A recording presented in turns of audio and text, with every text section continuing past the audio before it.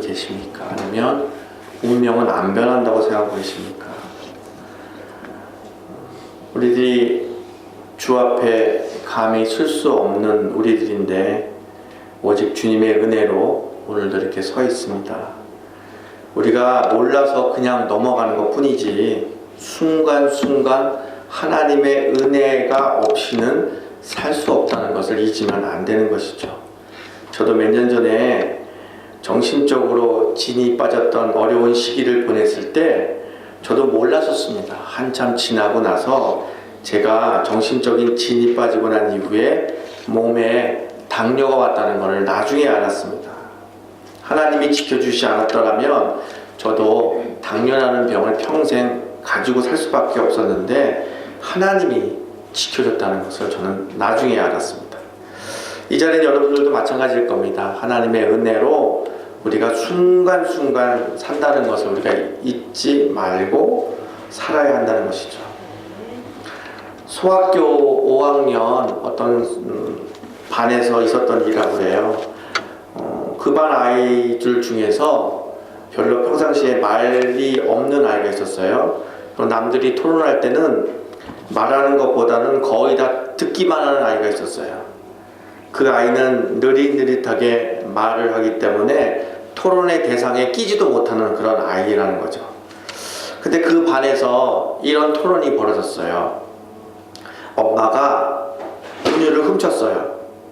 그러면 그 분유를 훔친 엄마는 죄가 있느냐 없느냐 이런 토론이 벌어진 거죠.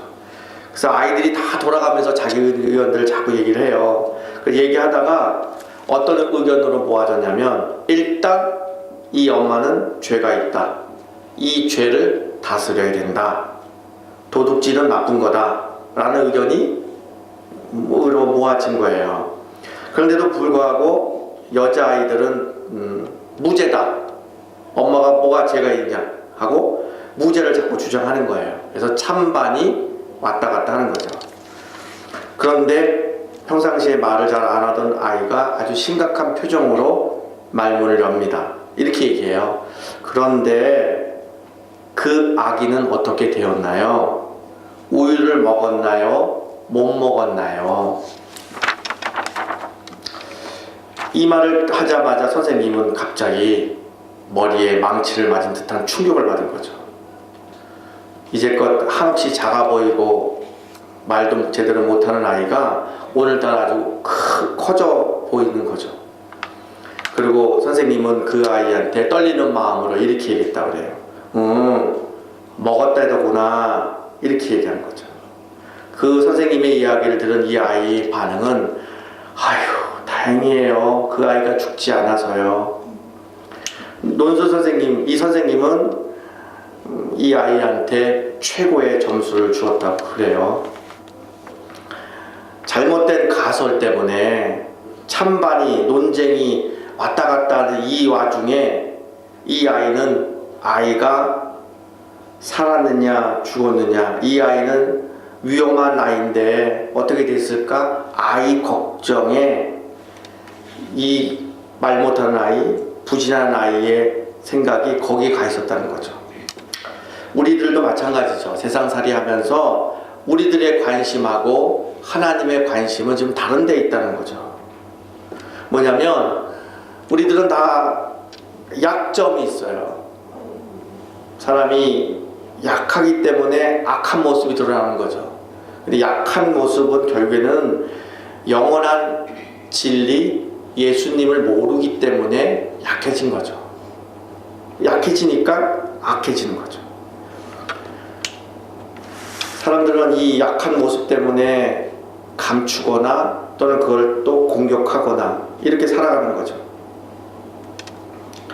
어떤 사람들은 재정적인 빈곤 때문에 그 약점이 될 수가 있는 거죠.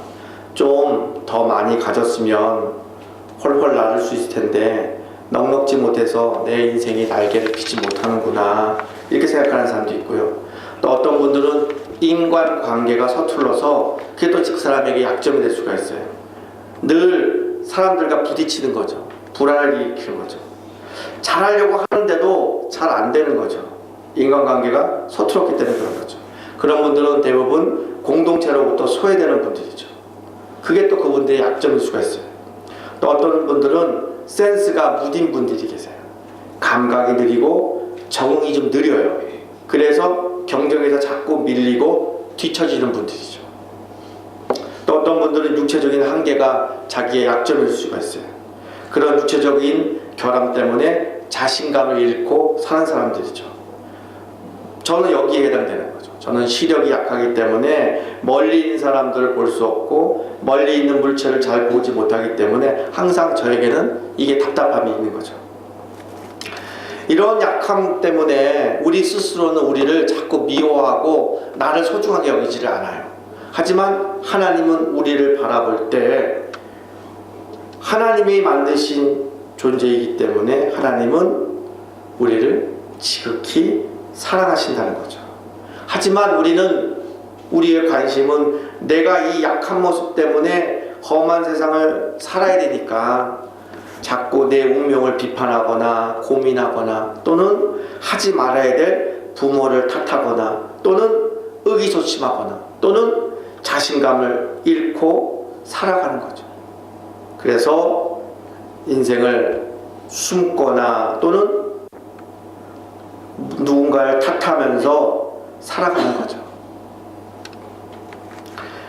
건강하다 이런 말은 한 번도 주사를 안 맞았어요. 저는 병원에 한 번도 안 갔어요. 이건 건강하다는 얘기가 아닌 겁니다. 오히려 더 어려울 수가 있어요.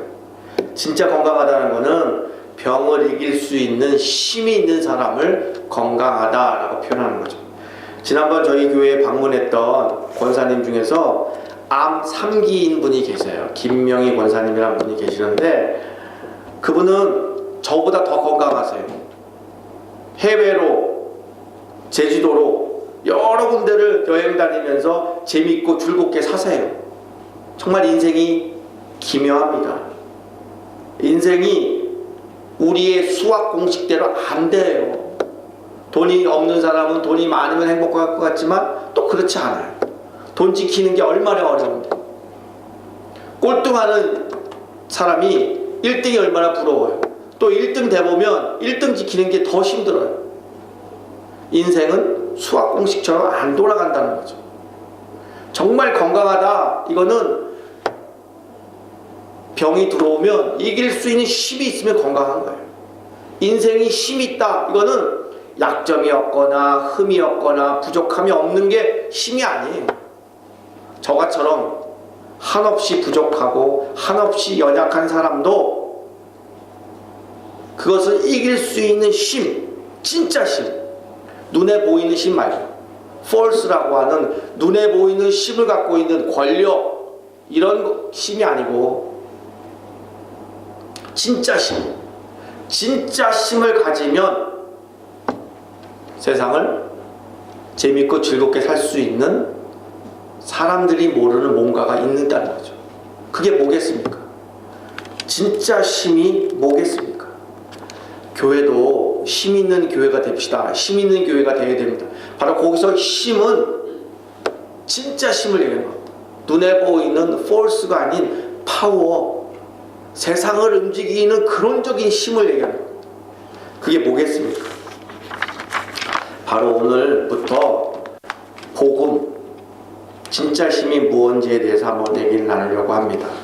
저는 우리 동경제일가족 여러분들이 다들 약함을 갖고 있고 나만이 알고 있는 내 속사람이 나 혼자 있을 때 나에게 자꾸 주문을 걸잖아요. 나의 약함을 자꾸 내 속사람이 나에게 자꾸 고발하고 나에게 이야기하잖아요.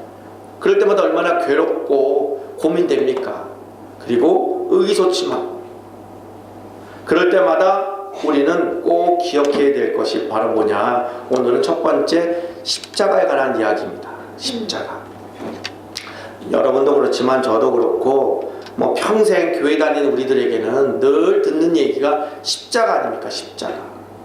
모태신앙으로부터 교회학교 또 신학교를 졸업을 하고 그리고 지금까지 늘 듣는 얘기가 십자가 아닙니까? 십자가. 그 십자가가 진정 나에게 어떤 의미이고 십자가에 달리신 예수와 나와 어떤 관계인지를 연결이 안 되면 그저 영화에서 나오는 피 흘린 예수, 또 영화에서 나온 그 멋진 헐리우드 배우가 십자가에서 그 참혹하게 죽는 그 모습밖에 안 된다는 거죠. 힘 있는 사람으로 건강하게 주어진 인생을 값지게 살아갈 수 있는 유일한 힘은 바로 예수를 아는 것, 십자가에 달리신 예수가 어떤 의미를 하는지에 대해서 오늘 이야기를 좀 나누려고 합니다. 오늘 1절에 하나님이여 어찌하여 나를 버리셨나이까 이렇게 외치세요. 시편 22편은 다윗과 솔로몬을 통해서, 특히 다윗을 통하여서 말씀을 주신 거잖아요. 그 말은 예수님이 이 땅에 오시기 전에 700년 전에 주셨던 말씀이에요. 참 사람들도 모질죠. 700년 전에 주셨던 말씀을 들어도 잊어버리고, 들어도 나와는 아무 상관이 없는, 그냥 귀로만 듣고 잊어버리는, 그게 우리들의 모습이죠. 700년 전에 예수의 고난, 십자가에 대한 것을 예언해 주셨는데도 불구하고 다 잊어버려요. 정말 모진 겁니다. 하나님이 어찌하여 나를 버리시나이까. 마태복음 27장 예수께서 고난을 당하셨던 27장 46절에 엘리 엘리 라마 사박다니라고 아람어로 예수님께서 그렇게 말씀하셔서 똑같은 외침인 거죠. 이거는 예수님이 버림받는 모습인 거죠. 하늘로부터, 하나님으로부터 외면당하고 버림받는 장면입니다. 예수님이 아무리 불러도 하나님은 대답을 하지 않는 거죠. 사랑하는 아들이 십자가에 대롱대롱 매달려서 엘리 엘리 라마 사박다니, 나의 하나님 어찌하여 나를 버리시나이까 이렇게 부르짖어도 하나님은 끝까지 고난당하는 아들의 아픔을 외면하셨다는 거죠. 하나님은 그 아들의 죽음과 고난에 끝까지 침묵하시고 하나님께서 개입하지 않으시죠. 예수님은 그때의 답답한 마음을 이렇게 표현하세요. 오늘 2절, 내 하나님이여 내가 낮에도 부르짖고 밤에도 잠잠하지 아니하오니 응답하지 아니하시나이다 라고 그냥 절규를 하시는 거죠. 그렇게 절규하면 누군가가 다가와서 응답해야 되는데 아무도 찾아오는 사람이 없었다는 거죠. 하나님이 그렇게 처절하게 예수를 버리신 겁니다. 그래서 예수님은 홀로 몸부림치시다가 숨을 거두신 거죠. 그게 바로 버림 당하신 모습인 거죠. 여러분도요, 자식을 키우는 부모님 입장에서 볼 때 부모의 심정이 다 똑같지 않습니까? 정상적인 부모가 아니라면 자기가 낳은 자식을 어떻게 내다 버릴 수가 있겠습니까? 정상적인 부모라면 자식이 그렇게 고난을 당하면 눈뜨고는 볼 수 없을 것입니다. 아마도 기절해서 깨어나지 못할 것입니다. 그게 다 모든 부모가 다 그럴 것입니다. 고대에 화려했던 폼페이에서 AD 79년에 화산 폭발했잖아요. 1738년 한참 지나고 나서 그 도시를 발굴했잖아요. 발굴하면서 세상에 깜짝 놀란 장면이 나왔잖아요. 그게 바로 뭐냐면 어머니가 아이를 끌어안고 있는 그 모습 그대로 나왔잖아요. 화산재가 하늘로부터 눈 오듯이 엄청나게 쏟아부을 때 엄마는 자기 아기를 보호하기 위해서 꼭 끌어안고 그대로 그 자리에서 죽었던 거죠. 자식을 향한 부모의 마음이라는 거죠. 왜 하나님은 예수를 꼭 이래야만 되겠습니까? 왜 이러셨을까요? 하나밖에 없는 외아들인 예수 그리스도께서 십자가에 매달려서 울부짖고 살려달라고 이렇게 했을 때 하나님은 왜 외면할 수밖에 없었을까요? 그 아들을 제물로 바쳐야 될 이유가 어디에 있었을까요? 일본의 유명한 신학자 지다구라라고 하는 사람이 있어요. 그 신학자는 이렇게 얘기했어요. 이런 하나님의 아픈 마음을 이해하지 못하는 사람은 함부로 십자가를 입에 달지 말라라고 이야기했어요. 우리는 너무 쉽게 십자가에 대해서 쉽게 입에 달고 사는 우리들인 거죠. 십자가에 담겨있는 깊은 의미를 안다면 우리가 이렇게 쉽게 말할 수 없는 거죠. 하나님께서 십자가에 달리신 예수를 바라보시면서 아픈 마음도 있었지만 또 한편에는 다른 하나님의 깊은 마음이 있었다는 거죠. 예수가 십자가에서 고난당하셨다라는 표현은 사실은 의미가 더 와닿지가 않습니다. 정말 고난보다도 한층 더 강한 표현이 있어요. 하나님은 예수를 십자가에서 버리신 것입니다. 버렸다는 것은 불행할 수도 있지만 예수가 버림받음으로 인해서 저와 여러분들은 구원의 길로 우리 하나님이 이끌어내셨다는 것을 우리가 꼭 기억해야 되는 거죠. 또 예수님은 십자가에서 심하게 조롱받았습니다. 아주 철두철미하게 조롱받으셨죠. 시편 22편 6절 7절에 보면 나는 벌레요 사람이 아니요 사람의 비방거리요 백성의 조롱거리이다 라고 말씀하세요. 나를 보는 자는 모두 나를 비웃을 것이며 입술을 삐죽거리며 머리를 흔들며 말하되 그가 여호와를 의탁하나 구원하실걸 그가 그를 기뻐하시나 건지실걸 하고 비방하는 거죠. 이 장면은 창조주가 피조물한테 심판을 받는 장면입니다. 뭔가 잘못되던 엄청나게 지금 잘못되고 있는 거죠. 육체적인 고통이나 정신적인 고통은 좀 참을 수 있다 그래요. 눈 찔끔 감으면 넘어갈 수 있지만 인격적인 고난은 사실 사람으로서는 찾기 어렵다고 합니다. 자살은 기독교에서는 어떠한 이유든지 정당화 될 수가 없어요. 하지만 자살하는 사람의 이유 중 첫 번째는 인격적인 모독입니다. 이런 인격적인 모독이 오면 사람으로서는 견딜 수 없다고 합니다. 예수님은 십자가 위에서 이렇게 인격적인 고난을 당하셨어요. 십자가 밑에서 군인들이 예수의 옷을 벗겨서 죽어가는 예수 밑에서 그 옷을 찢어서 나누어 갖고 제비뽑기를 합니다. 이 얼마나 예수를 모독하는 행위입니까? 18절에 보면 저들이 내 겉옷을 나누며 속옷을 제비 뽑나이다 라고 한탄하십니다. 이거는 조롱의 극치입니다. 철저하게 끝까지 고통을 주는 것을 의미합니다. 당시 군인들이 예수를 그렇게 모독하고 장난을 쳤습니다. 하지만 예수는 아무도 도와주지 않고 그렇게 죽어가셨습니다. 세 번째로 예수는 십자가에서 죽으셨습니다. 사람들이, 저와 여러분들이 죽을 때 비로소 아는 세 가지가 있다고 합니다. 사람이 죽어야만, 죽을 때 마지막 숨을 꼴딱꼴딱 살 때 비로소 깨닫는 세 가지가 있다고 합니다. 첫째는 사람은 꼭 한 번은 죽는구나.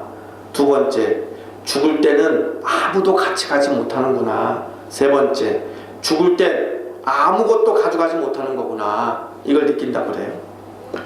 그리고 죽을 때 모르는 세 가지가 있다고 그래요. 첫 번째, 언제 죽을지 몰라요. 이 자리에 있는 우리 모두도 언제 죽을지 몰라요. 나이가 많다고 몸이 아프다고 아닙니다. 언제 죽을지 모릅니다. 두 번째, 어디서 죽을지 몰라요. 저도 저희 아버님이 기관지 전식으로 밤에 응급실 가다가 택시 안에서 돌아가셨어요. 저는 그게 평생 제 마음에 너무 마음이 아픕니다. 아버지 하나님, 아버지를 부를 때 아버지의 임종을 지키지 못했던 아들의 마음이 저에게 너무 사무칩니다. 언제 죽을지, 어디서 죽을지 모르는 거예요. 그리고 어떻게 죽을지 모르는 거예요. 내가 몸이 아프다, 불치병이 있다, 절대로 불치병에 죽지 않는 겁니다. 하나님이 불러줘야 가는데 어떻게 불러줄지를 모른다는 거죠. 언제 죽을지, 어디서 죽을지, 어떻게 죽을지 이렇게 모르게 우리를 날마다 그림자처럼 죽음은 따라다니잖아요. 얼마나 무서워요. 얼마나 공포스러워요. 누가 교통상해에 당했다, 누가 암병에 걸렸다, 누가 돌아가셨다, 이런 얘기를 들으면 왜 무서웁니까? 그 사람이 불쌍한 게 아니라 내가 그렇게 죽을까봐 무서운 거 아니겠습니까? 본능적으로 죽음은 우리를 따라다니는 거죠. 그런데 그 죽음을 이긴 한 사나이가 있습니다. 바로 우리가 따르는 나사렛 예수 아니겠습니까? 예수가 당하신 십자가의 고난은 바로 이런 의미인 겁니다. 예수가 십자가에서 당하신 고통을 16절에 이렇게 표현하세요. 개들이 나를 애워쌌으며 악한 무리가 나를 둘러 내 수족을 찔렀나이다. 이렇게 표현해요. 그 당시에 십자가의 형은 가장 처절한 극형이라고 얘기를 하죠. 십자가에서 사람이 왜 죽냐? 아파서 죽냐? 아니죠. 못 박아서 죽었냐? 아니죠. 왜 십자가에서 사람이 죽느냐? 온몸에 있는 피를 다 빼내기 때문에, 그래서 사람이 죽게 되는 겁니다. 3일이고 4일이고 한참 지나고 사람의 몸에 피가 다 쏟아난 이후에 죽게 되는 극형 중에 극형인 거죠. 중동지방에서는 사람을 죽일 때 죽은 사람과 죽일 사람과 함께 이렇게 묶어서 똘똘똘 묶어서 거기다가 독에다 집어넣는다 그래요. 그러면 죽은 사람과 함께 묶어 있는 사람이 기절한다 그래요. 기절한 사람이 죽은 사람 몸에서 독이 나와서 서서히 죽는다 그래요. 참 사람들을 죽일 때 처절하게 죽이지만 가장 극형 중에 극형은 바로 이 십자가죠. 십자가는 너무 잔인해서 로마 나라에서는 자국민들한테는 할 수가 없게끔 법으로 만들어 놓은 거죠. 반란자, 노예, 포로, 속국 사람들에게만 해당되는 아주 극형 중에 극형인 거죠. 바로 이 극형을 예수님께서는 죽음으로 맞이하게 된 거죠. 그런데 너무 모순되는 것이 세상에서 가장 잔인한 사형틀인 십자가가 예수를 통하여서 구원의 도구로, 구원으로 역전돼 버렸던 거죠. 참 이것도 신비로운 일인 것 중에 하나입니다. 한 가정도 그렇고 개인도 그렇고 국가도 그렇고 십자가를 매달아 놓고 십자가를 통하여서 하나님을 기억하는 구원의 도구로 역전된 거죠. 근데 여러분들 잘 알다시피 예수님께서 왜 십자가에서 고난을 당하신지 아십니까? 예수를 믿고 있는 그리스도인 입장에서 볼 때 반드시 꼭 기억해야 될 것이 이겁니다. 십자가에서 예수의 절규가 나왔습니다. 그것을 바라보는 하나님의 그 마음이 또 하나님 아버지 아비의 마음이 있습니다. 왜 도대체 무엇 때문에 십자가에서 그 어마어마한 일들을 치료했겠습니까? 꼭 기억하셔야 됩니다. 예수님은 십자가의 고난을 통해서 자신이 가지고 있는 모든 것을 다 내놓고 가신 겁니다. 아주 철두철미하게 다 내놓고 가신 겁니다. 우리에게 모든 것을 다 주고 가신 것이죠. 그게 바로 십자가입니다. 더 이상 줄 것이 없을 만큼 우리에게 다 주고 가셨습니다. 18절에 보면 이런 말씀이 있어요. 속옷도 다 내놓고 가셨다 라고 말씀하시죠. 겉옷은 물론이고 속옷도 다 벗어서 다 줬다는 걸 말하는 거죠. 그게 바로 예수가 이 땅에 당하신 고난의 의미인 겁니다. 성경은 이렇게 말씀하세요. 예수의 고난은 누구를 위한 고난이냐? 바로 약한 모습을 갖고 있는 우리를 위한 고난이라고 결론을 내어 주신 거죠. 이사야서 53장 4절에 실로 우리의 질고를 지고 우리의 슬픔을 당하셨도다 라고 말씀하십니다. 그리고 이사야서 53장 5절에 그가 찔림은 우리의 허물 때문이다 라고 말씀하십니다. 그의 상함은 우리의 죄악 때문이다 라고 말씀하십니다. 그리고 그가 징계를 받음으로 우리가 평안을 누리고 그가 채찍에 맞음으로 다 나음을 입었도다 라고 말씀하시죠. 그리고 예수는 십자가에서 다 이루었도다 라고 말씀하시는 거죠.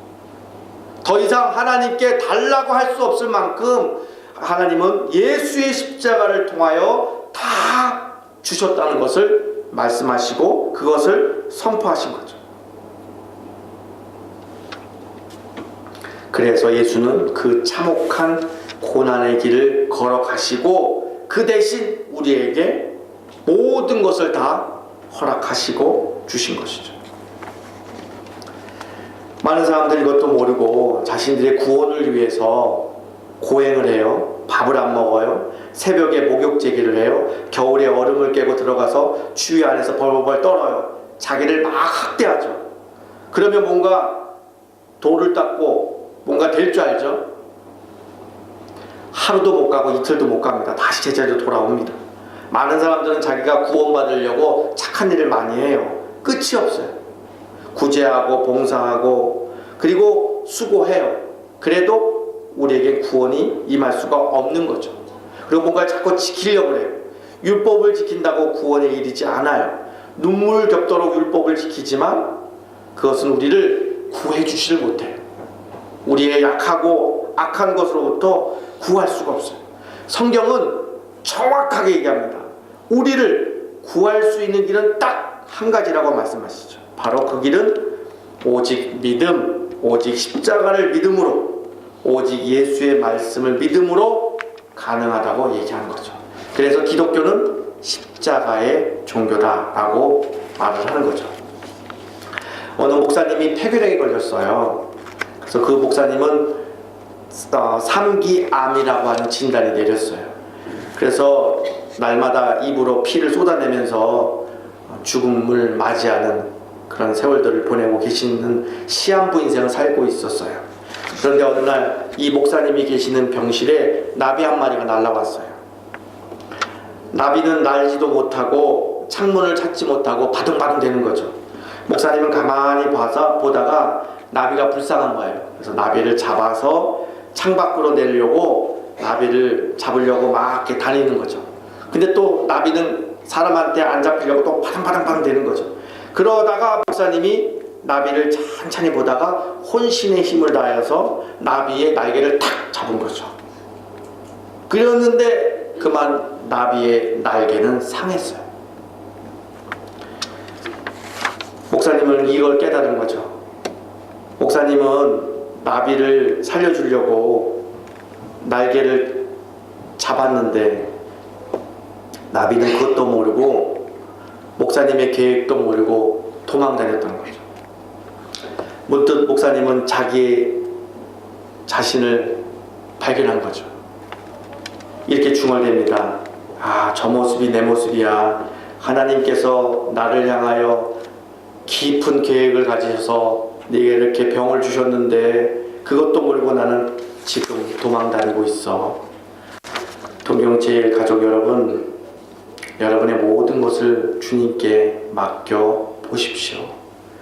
십자가의 구세주 우리 주님이 이미 다 이루어 놓으신 것을 깊이 알게 될 것입니다.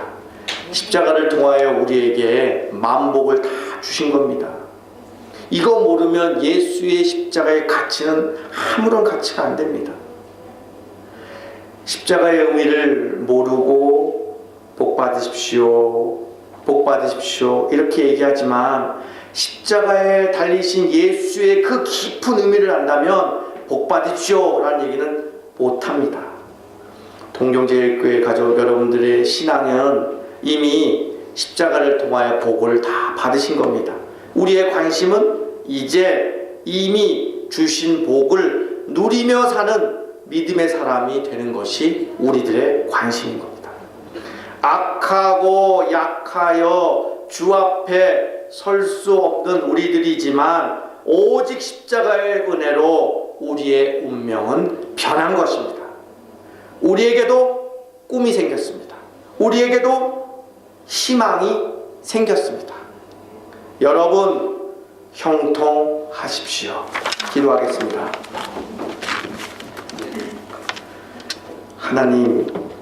하나님이 우리를 극진히 사랑하셔서 우리의 운명이 바뀌고 희망을 주셨건만 저희들은 자꾸 우리 고민하고 고통스러운 긴 밤을 보낼 수밖에 없는 약한 존재들입니다. 불쌍히 여기시사 십자가의 은혜로 우리를 덮어주시고 십자가의 그 놀라운 은혜가 우리 가운데 임하여 깊이 깨닫게 해주시고 이미 주신 복을 마음껏 누릴 수 있는 희망의 사람이 될 수 있도록 인도하여 주시옵소서. 눈에 보이는 것에 속지 않게 하시고 귀에 들리는 것에 이젠 속지 않게 하시고 단언컨대 하나님 말씀 붙잡고 말씀에 약속되어 있는 형통의 삶을 누릴 수 있도록 우리 한 사람 한 사람을 세워 주시옵소서. 믿고 감사하며 예수님의 이름으로 기도드리옵나이다. 아멘.